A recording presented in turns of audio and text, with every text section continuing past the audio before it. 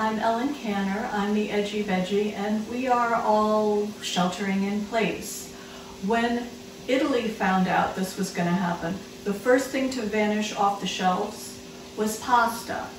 In the UK, pasta sales went up 175%, and in the US, 400%. We love pasta. And why not? It is shelf stable at a time when we don't have a lot of stability.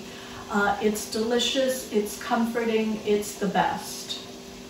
But Americans, most of us, do not understand pasta. There, I've said it.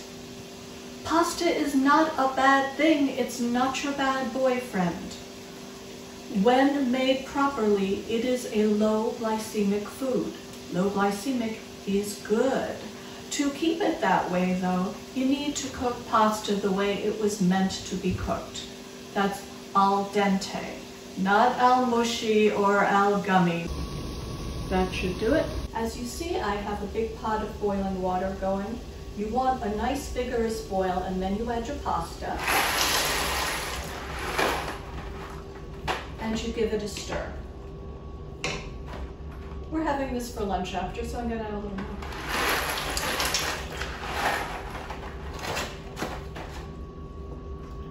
Pasta doesn't like to be left alone any more than you do, so keep it company.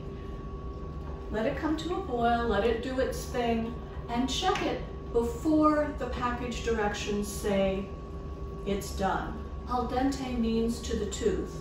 It shouldn't crunch, but it should have a little chew. And I think pasta shapes are fascinating. In Italy, there's a lot more than you get here, but I also think they reflect our personality. Like my husband, the guy who's holding the camera, is a straight shooter, and he likes penne, which is what we're using today. That's a pen-shaped pasta supposed to look like a quill. I like fusilli, which is a twisty pasta because I have a more twisted sensibility. So think about what your favorite pasta is and how it reflects who you are. The whole sensory element of cooking pasta, the way the water boils, the sound of it. I like the way it steams you, so it's a spa treatment as well. And I think we are ready now. I'm going to take a taste. Yeah, that's perfect. So I've taken it off the burner and I've brought it to the sink. I have a colander and a pot underneath it. So here we go. I'm going to drain. There's going to be a lot of steam. So here we are back at the stove with plain noodles, beautifully done al dente, fennel pesto that I made right from the fennel in my garden.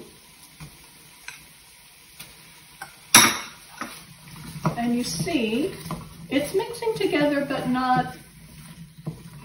it's not ideal, because what you need is the pasta water.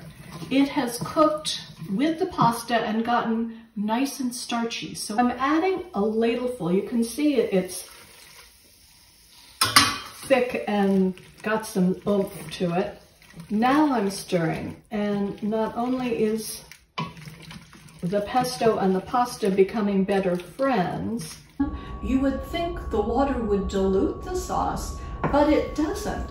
It kind of helps the pasta and the sauce bond. It gives the pasta a hug. And you don't want a lot. You don't want to drown the pasta. You just want to give it a little extra drink. It's a beautiful finishing tool. All right, I'm gonna spoon some up and see how we're doing here. I hope you try this. It's a nice little trick I think of as part of cucina povera. That means peasant cookery, but it needs a better name, so I like to call it conscious cookery.